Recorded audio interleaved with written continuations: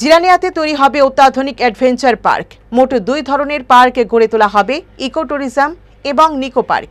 এই পার্কগুলো তৈরি করার জন্য জমি অধিগ্রহণের কাজ চলছে বৈঠক। শুক্রবার এই সংক্রান্ত বিষয়ে নিজ নির্বাচনী ক্ষেত্রে সংশ্লিষ্ট দপ্তরের আধিকারিকদের নিয়ে গুরুত্বপূর্ণ বৈঠক করলেন মন্ত্রী সুশান্ত চৌধুরী।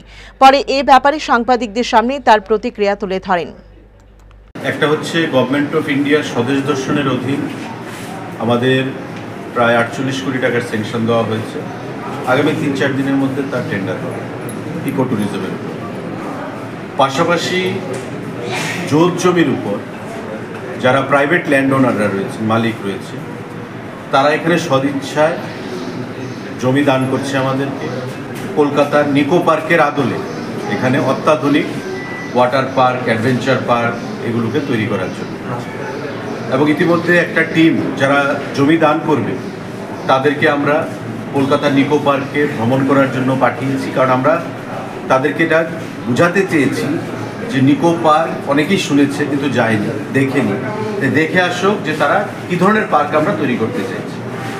তারা দেখে নিজেদেরকে আশ্বস্ত করতে পেরেছে এবং একটা উন্মাদনার মধ্যে, উদ্দীপনার মধ্যে তারা এখন চাইছে যে এখানে নিকো পার্ক তৈরি করবে।